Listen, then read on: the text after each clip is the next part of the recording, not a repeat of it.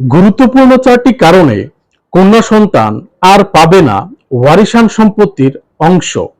আসসালামু আলাইকুম বন্ধুরা, আজকের আলোচনায় এমন 4টি গুরুত্বপূর্ণ কারণ তুলে ধরব যেগুলোর কারণে কন্যা সন্তান তার নিজের পিতার ওয়ারিশি সম্পত্তিতে আর অধিকার পাচ্ছে না। আইন, বাস্তবতা এবং কৌশলের এমন সমন্বয় দেখলে আপনি অবাক হতে বাধ্য। প্রথম কারণ হচ্ছে হেবা বা জীবিত অবস্থায় দান। অনেক পিতা বা পরিবার কৌশলে জীবিত অবস্থায় সব জমি ছেলে সন্তানদের নামে হেবা বা দান করে দেন। হেবা শরীয়ত মতে বৈধ, ফলে মৃত্যুর পর কন্যা সন্তানের জমি পাওয়ার কোনো সুযোগ থাকে না। অনেক সময় দেখা যায় কন্যা সন্তান এই ব্যাপারে কিছুই জানে না, অথচ ভাইয়েরা আগেই দলিল করে নিয়েছে। নাম্বার 2, কন্যার সম্মতি নিয়ে দলিলে সই নিয়েছে এমন। অনেক কন্যা সন্তান বিশ্বাস করে ভাইদের পক্ষ নিয়ে বিবৃতি বা সাফ কবলা দলিলে সই করে দেয়।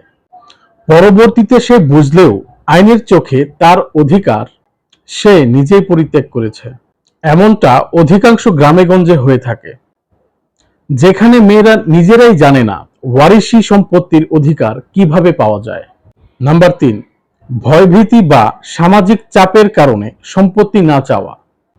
কন্যারা অনেক সময় সামাজিক চাপ, পারিবারিক কলহ বা মেয়ে তো পরের বাড়ির, এই ধরনের মানসিকতায় সম্পত্তি দাবি করে না। আবার কেউ কেউ ভয় পায় যে ভাইদের সঙ্গে সম্পর্ক নষ্ট হয়ে যাবে, তাই তারা আইনগত অধিকার থেকেও দূরে থাকে। অথচ শরীয়ত ও আইন এই দুটোই মেয়ের অংশ নির্ধারণ করে দিয়েছে। নাম্বার 4, দলিল বা নামজারিতে কৌশলে মেয়ের নাম বাদ দেয়া। অনেক সময় মৃত্যুর পর ওয়ারিশান সম্পত্তি ভাগের সময় ইচ্ছাকৃতভাবে দলিল, খতিয়ান বা নামজারিতে দেয়া হয় না। আর যদি কেউ এটাতে চ্যালেঞ্জ না করে তাহলে সেটাই চূড়ান্ত হয়ে যায়। সেই সাথে কন্যা চিরতরে বঞ্চিত হয়ে যায়। এসব হয় মেয়েরা দাবি করে না সেটা ধরে, এবং অনেক সময় জমির কাগজপত্র একতরফা করে ফেলা হয়। তো আজকের আলোচনায় আমরা দেখলাম কিভাবে 4টি কারণে কন্যা সন্তান তার পিতার ওয়ারিশান সম্পত্তি থেকে বঞ্চিত হচ্ছে।